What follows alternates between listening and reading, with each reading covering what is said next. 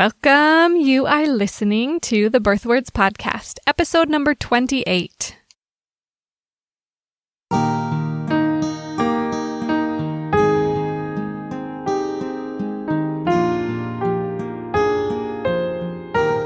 You're listening to the Birth Words Podcast. Utah-based birth doula and applied linguistics scholar Sarah Pixton digs into the language of pregnancy and birth to help expectant women claim their power as life-giving agents engaged in a praiseworthy work. This podcast aims to promote positive birth paradigms and is not intended as medical advice.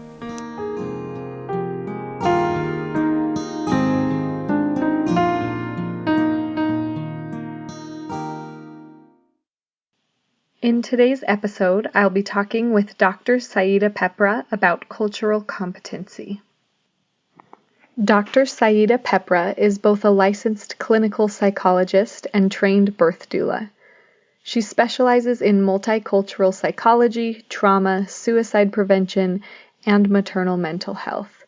Dr. Sayida's work in maternal health includes serving as a doula mentor and a maternal mental health and cultural competency consultant in the Los Angeles HealthNet Medi-Cal Medicaid community-based doula pilot for African American mothers. Dr. Sayida is also an active member of the Black Women Birthing Justice Collective and a collaborator with the Black Mamas Matter Alliance, promoting research, education, and community-based services to positively transform birthing experiences of Black families. Dr. Sayida has served and continues to serve on advisory committees to improve maternal health, including the California Maternal Quality Care Collaborative, Maternal Suicide Review Committee, and others aimed at identifying key risks and opportunities for quality improvement and prevention around disparities. Welcome, Dr. Sayida, to the Birth Words Podcast. It's a pleasure to have you here. Thank you. I wanted to talk with you a little bit about some of the really important work you're doing around cultural humility and helping birth workers being aware of how they can support those who have been really victims of transgenerational trauma. So my question for you is, what guidelines would you give to birth workers who are striving to show through their language that they are culturally competent, sensitive, and humble? How do they show that in their spoken interactions with their clients? I think one of the most important things to me, like as a psychologist, who really, one of the most important parts of my work, especially working with people typically in very intense situations when I'm coming in or I'm being invited in or I'm being asked to be there or they're being brought to me because there's like been a crisis, we don't know each other, and there's a lot of intensity, and I need to make like a very strong, immediate rapport so that we can like help solve the situation. So whether that's been like with the incarcerated population and there's like aggression or frustrations going on in the domestic violence shelter. I used to work in a center where women were coming directly from their abusive situation right to the emergency shelter where I was the therapist, in a psychiatric hospital working with people who had just attempted to take their life or just been brought in by family members out of concerns. And so in all the various situations, there isn't time to like get to know each other.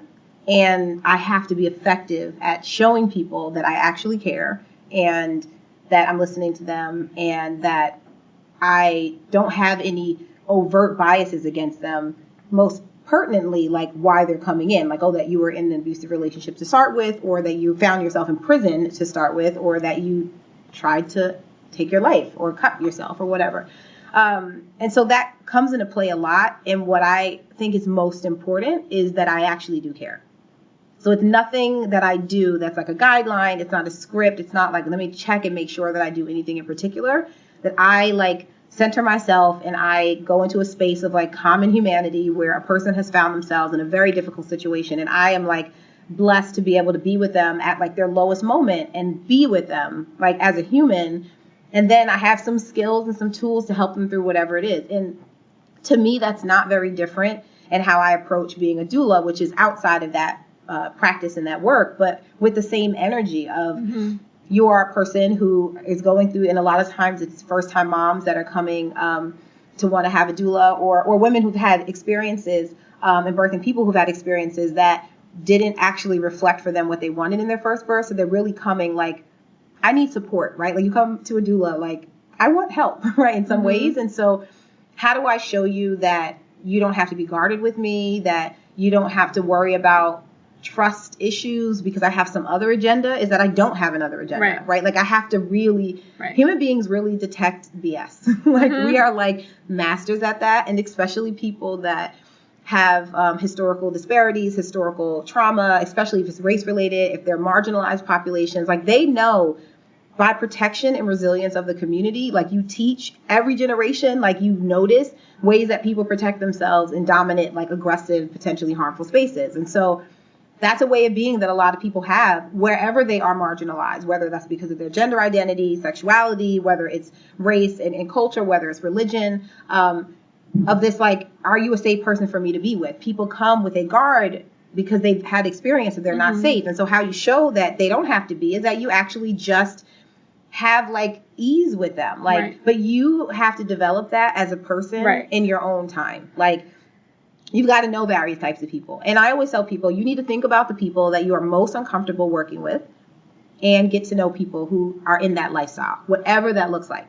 And maybe, especially with technology, it might look like just being familiar with images, documentaries, stories, like real ones, not like stereotyped caricatures of like groups, but like watch things and read things that are from the community you're interested in and hear perspectives so that you can learn like the worldview, the experience, like listen to presenters, you know, that talk about, you know, historical trauma or talk about, how it is to be a queer person in the birth world and not be accepted or even like talked about in general space, but yet you're there and yet you're pregnant and yet you need support, and that maybe there aren't birth workers that you know of that you know that you could be safe with. Like, how could you ever know that? But you could know that by the way people use language in open space. Like if they're in a crowd of people, like who they say hi to, like people notice that. Like if you're in a bunch of people and there are people you feel uncomfortable with, you typically avoid people you feel uncomfortable with. And I talked about that a bit in the implicit bias part that we talked about the other day, that people's eye contact is different, that their proximity is different to people that they don't feel comfortable with. And people notice that certain people avoid them often. And then it's like, oh, well, she didn't seem too friendly, so probably not going to be the birth worker that I'm going to go to for this. Yeah. But the ones that are openly open and friendly and look you in your eye and, you know, greet you, like basic human stuff. Like it is not deep. It's just real. And so the question is like, if you have the question of how do I be more culturally congruent to work with a population that I don't know, that question means that you are not comfortable either because you haven't had opportunities to gain comfort, which is not necessarily a fault of your own. It could be demographic situations. And we talked about that here at this conference. It was really interesting because certain people live in worlds that they, you know, maybe the first Black person that they ever met was when they were in college, right? And so they had to leave where they were from, and they never had an experience with people of difference outside of the television, you know? And so like, you're going to have stereotypes. But being able to have experiences where you could sort of work out your discomforts on your own time and not like on your client's time, which is not amazing to be like, oh my gosh, I never worked with a Black family. Like, I hope I can do the best I can. Like, I feel your love and you're wanting to be helpful, but I also feel like I don't know what it means that you never work with a Black family and that like you're hoping you're going to be like, that everything's going to go okay. Like, what does that mean? Like, are we a different kind of human? Like, and what does that mean for you? Yes, there are cultural things, but like, if that's like how you come to it, I feel like you should. And I don't want to say, I don't think that certain people shouldn't work with certain people in that way, but you need to, if you are not comfortable working with certain people, you create harm in the interactions through microaggressions, through like interpersonal incongruence, like you did something and said something, you perceived something, you judged something that was incorrect, and I'm going to keep having to either be silent about it to not offend you or to not have another drama that I have to deal with, or I'm just not going to talk about it and now I'm silenced, or I'm going to say something and we're going to have a conflict, or I don't know if I'm going to have a conflict, now I'm anxious, right? Like all of that most people have to deal with when they're like going to providers or birth workers that they're not sure that they are cool, right? So be a person that can be cool in space. And if you're not, get it together and then go into that space. And also have a good referral system. Like if there are certain communities that you know you are not you have discomforts in. Like for me, I haven't worked with all populations on the planet. Like I've tried my best to expand my perspectives and like global perspectives and different types of family systems and different types of ways of seeing the world and spirituality. But I have not sat in front of and worked and studied every single population. But I feel really confident and comfortable that if you put anybody in front of me, I can figure it out. Because I've learned to listen, I've learned to watch. I understand that I can make mistakes and I'm okay with that. And I'm okay with being corrected. And I've had enough diverse perspectives that I don't believe in my own way enough to be like malleable.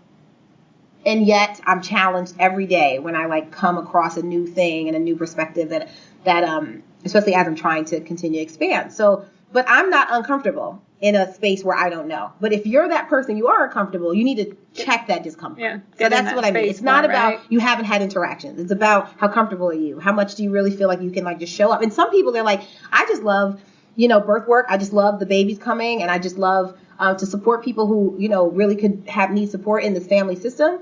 And it doesn't matter to me what they look like. And I'm just going to figure it out. And if you feel confident in that and you lead with the heart, a lot of times, like, those nuances people can figure out, especially if they're hiring you, like they are willing to work with someone cross-culturally because they're hiring you, unless they've been assigned to you. And then that's something to consider, how that feels for people as a birth worker. If they don't necessarily have a choice, and maybe they would have chosen someone more culturally connected to their family experience, and how you can show them that they can still trust you.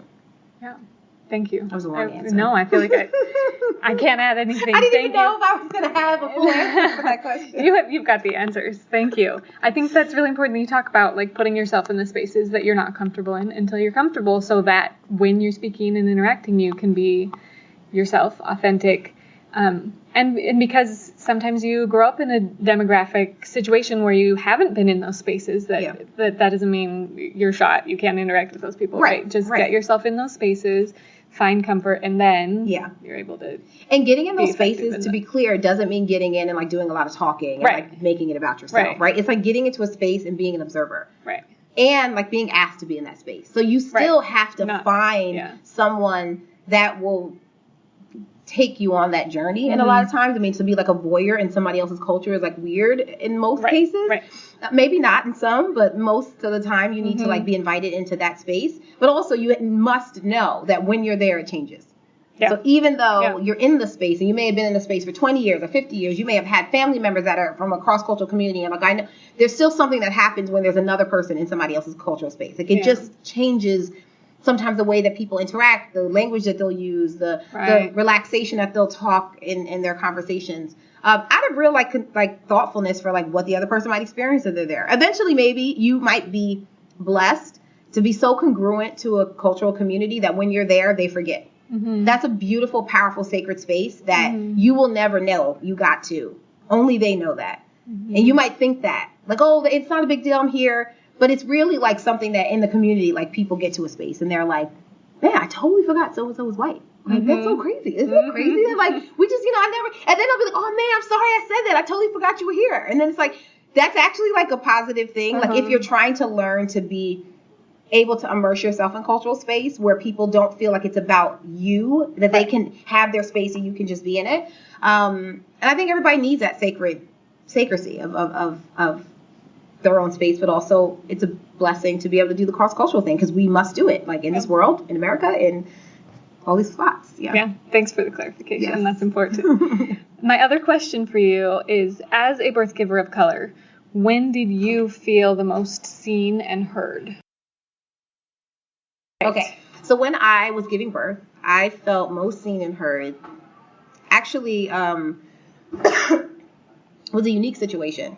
So I hemorrhaged pretty terribly, but I didn't realize that because it was my first birth and I thought that, typical or something. Bleeding was normal or something, right? And so like I'm like bleeding out and there's towels with blood all over the place and they're like going in and I'm like, so uncomfortable. But like all the while I'm like, I had a baby and I pushed her out and this is great. And I'm like trying to be happy and such pain because of what they're doing to try to stop the bleeding. And I'm like, I guess this is a normal part of like childbirth. So we're like going through that. I'm losing blood. And eventually they're like, no, she needs Pitocin. And I'm like, that was like, I had like all these rules. Like my birth plan was tight. No Pitocin, no epidural, no, episiotomy, nothing. Like I want nothing but myself and my doula and just like the nature.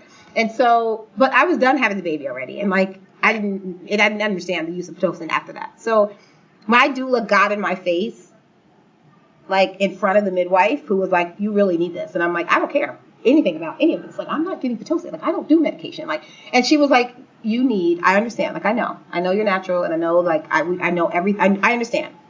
You need this. You're bleeding too much. Like, this is serious. Mm-hmm. Like, I need you to trust me, and I need you to let them give you the medication. And I was like, okay, that's fine. And I was fighting. Like, I was not going down. That seems like I was going to bleed to death on the table. I was like, nope, I will not. As like my ears are ringing, and like I'm like hearing like just ding, like I can't really see. I just remember that whole state after birth, which I still my memory of that is like totally blissed out and in complete joy. Mm-hmm. But I was hemorrhaging. Mm-hmm. And that was what was physically happening to me. That I interpreted as this beautiful, blissed out, like angelic space. I felt heard and I felt seen. Yeah. My doula heard me, but yet she could respond to like the need that I had and that, but I felt her know that this is like against my will. Mm-hmm. And that she was also waiting for me to get permission. Like, it wasn't like nobody can do anything to you. Like, you have to make this choice. And if you trust me, you can make this choice. Mm-hmm. I felt like that. I felt heard and I felt seen. And it sounds like you had a pretty strong relationship of trust Yes. with your doula, that she was able to come right into your 100%. personal space. Yes. And communicate with you, like, I know where you're coming from. Yes. And I want you to know that I want what's best for you. Right. And this is really what is right. best for you and at this time. This isn't a sham. Like, this Right. isn't a medical thing that we say we don't do all this stuff. Like, this is like the time we do it. And I think that is very important, like, for birth workers you have to establish that level of trust ahead. It's the only thing that you have for when it goes to hell, Mm-hmm. is that even if it's like mom is like totally, or a birthing person is totally beside herself, like there's no way, like transition period, like I just can't do this, give me the epidural, like there's no way, I can't, like I just can't, and you're just looking at her like you definitely can't, like I know it feels like you can't, but literally that is just a feeling that if you keep breathing and we keep doing this, the baby's gonna come out. Like, now, and that feeling of like I can't do this is intense. I know that if we've done that with nothing, with no medical, medicine assistance, there is a point where you're like, I mean, seriously, this is intense. Like, what the F? Like, come on, baby. Like, I gotta be done this labor, right? But you can move through that. Like, if somebody can look you in your eye and be like, I know, it's terrible, and we're gonna breathe, and we're gonna like go through the next moment because you can do this. Like, the convincingness that I'm able to like lend them, that they gave me, and me being in a relationship with them, seeing how powerful they are, like knowing that they can do it.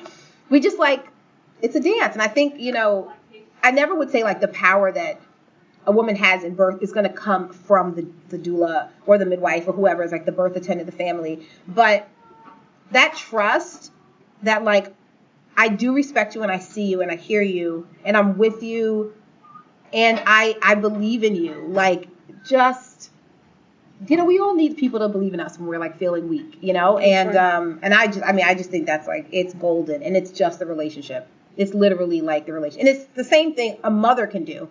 I've seen, family members do it. Like, yeah, girl, you all the stuff. I remember my best friend in high school, she was having a baby and I was there and her mom was there. And she just gets to a point where she's getting like all like dramatic and, nobody was paying any attention to her because everybody had babies, not me, but everybody else had babies who was in the room, her sister, her mom. And, they were just like, yeah, like, this is not that bad. Like, whatever it is, it doesn't matter because the baby's going to come out and it's like not that serious. So there's a lot of like not really acknowledging how she was feeling, which I don't know. She seemed to do okay with it. But there was a moment where it was like, girl, you got this. You know what I mean? It was like, it's good, and I remember just being like, wow, that was so effective. Like, just like the confidence of someone who can tell you, I see you, and that like, you have it. It's like, okay. It's almost over. And then like the baby, that baby, it was like such a short labor. Like, I don't even remember us being there for any amount of time. It was like, we walked in and a couple hours later, start to finish, she had the baby. Yeah. But that's like the 17-year-old body. It's just, it's pretty, that's always like teen mom. Everybody's worried about teen moms. Like, all the teen moms that I know had like really like shorter labors and like moms like that had babies like in their 20s like me. the accounts of them, not all, but a number of them, it's like, in retrospect, like they had really, like, their bodies were like really ready and easy to have a baby. Yeah. That's a whole nother conversation. Cool. Well, thank you for sharing your thoughts and helping us consider just like, I like how you're talking about seeing people, like with your friend, when you felt seen. And in the first question we talked about, how do you show this cultural competence and humility is just seeing people, right? Yeah. And just like actually see them. Recognizing we have common humanity and recognizing that, and then that the your interaction just follows. Just everything else follows. Yeah. And the grace follows. Like if you make a mistake, if you say something like people feel the heart and they're just like, oh, like actually this is how we do it. And this is actually how I, call myself. And this is actually like, my partner and not my husband. And, Right. The details are like, people are so forgiving when they feel like you care about them. Yeah. Yeah. Cool. Thank you for sharing your thoughts. Good.